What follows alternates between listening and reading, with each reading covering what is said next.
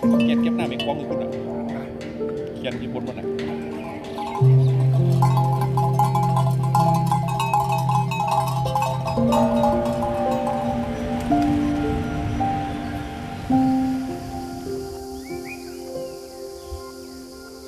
Alright, today I'm going to share with you my opinions on the new Brightin Star 85mm 1.8 lens, which Brightin Star kindly sent to me for free in order to make this video. So first of all, let's start with the price. The launch price of this lens is $300 and the launch period goes from May 30th until June 14, basically 2 weeks. And after that, the price is gonna go up to $320. So if you want to get the cheapest price for this lens, I would suggest buying it between May 30th, 2025 and June 14. Now, in terms of like focal length, the 85mm focal length is great for subject isolation shots, product shots, portrait shots, detail shots, and so on. Personally, I love using this focal length for like landscape shots because I prefer to focus on the details of the environment. As of now, I only have 2 lenses in my kit, the 35mm that I'm using right now to film this video, which I use as an everyday lens basically. And then the 85mm for me is the lens that I use to get the detail shots, or if I want to isolate myself completely from the background. So if you look for a lens that you want to use to isolate your subject, the 85mm focal length is definitely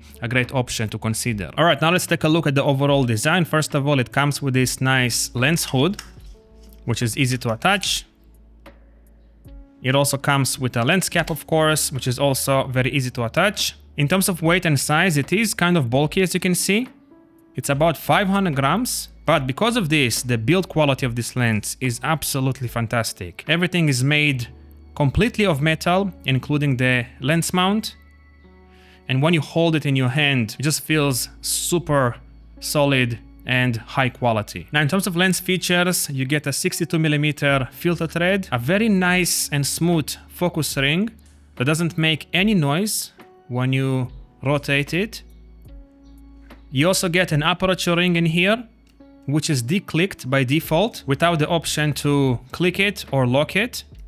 And when you go from like A to the maximum aperture of f16, it is relatively easy to, move it from f16 to A. And because of this, a lot of times what happened to me, I would have this lens in my bag, obviously set to A, but then when I would pull it out from the bag, it would go to f16 because the aperture would rub somewhere on my bag and whatnot, and I would constantly have to switch it back to A because I prefer to adjust the aperture with my camera. Then you also get an autofocus manual focus switch in here and a very clicky function button, a rubber gasket in here for weather sealing, and then finally a USB-C port in here for firmware updates. So basically, in terms of overall design, I would say this lens is very hefty with fantastic build quality. Now, moving on to focus, the minimum focus distance of this lens is 80 centimeters, which is typical for this focal length, but I'm happy to say that it's very sharp when using it at its minimum focus distance when shooting wide open, which is usually not the case with third-party Chinese lenses. Some of them, when you shoot at the minimum focus distance wide open,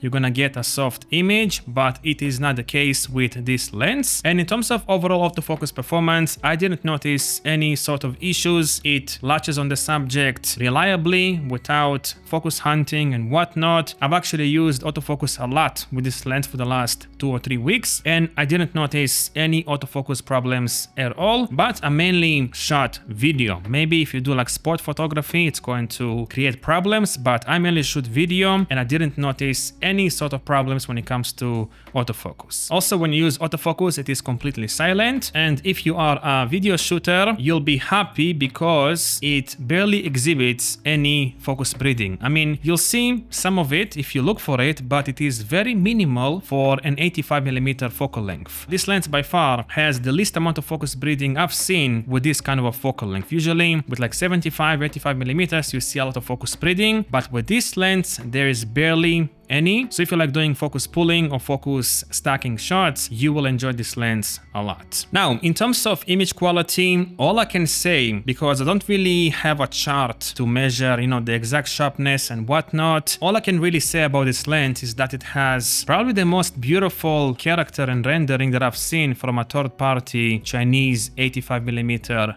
lens. By far, the best 85mm lens I've tried from China was the Yongnuo 85mm 1.8 because of its sharpness, but this one is the best one I've tried in terms of like overall character and rendering. The image just looks so beautiful when shooting with this lens. You get this beautiful 3D separation that I haven't really seen with other third-party 85mm Chinese lenses. It is not as sharp as the Yongnuo 85mm 1.8 because that lens honestly was an exception, but it is decently sharp when shooting wide open at f1.8 with slight soft corners and some vignetting. But once you stop down to about f2.2, most of the vignetting goes away, and also most of the image is going to be sharp across the entire frame. And of course, once you stop down to about f2.8, f3.5, you will get, you know, peak sharpness performance across the entire frame with no vignetting and any other issues. And also in terms of a chromatic aberration, when shooting wide open, I barely noticed any chromatic aberration issues, and that's something that was annoying me with the 85mm from Yongnuo. That lens had much more chromatic aberration issues when shooting wide open than this Brightin Star 85mm 1.8. I shot a bunch of test photos with this lens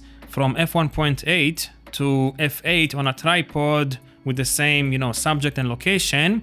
So if you are interested in buying this lens and you want to see how sharp it is and whatnot, you can send me an email and I'll send you this photo so you can compare how sharp it is at f1.8 compared to f4 and whatnot, so you'll get a better idea whether this lens worth purchasing or not. But honestly, what is my favorite thing about this lens is the character. The rendering of this lens is just beautiful. So if you are after these kind of things, you will really enjoy this lens. So to summarize, for $300, you get a hefty with fantastic build quality lens that produces great autofocus performance with barely any focus breathing, no autofocus noise, and great image quality with fantastic character and rendering. The only downsides of this lens is that it's a bit heavy, like I said, and pretty bulky for an 85mm 1.8. And also, you do not have the option to lock the aperture ring or switch it from declicked to clicked. But other than that, I would highly recommend this lens, especially if you want to achieve a certain character in your image. If you want sharpness, definitely go for the Yongnuo 85mm 1.8, which is about the same price as this. But if you want beautiful character in your image, definitely go for the Brightin Star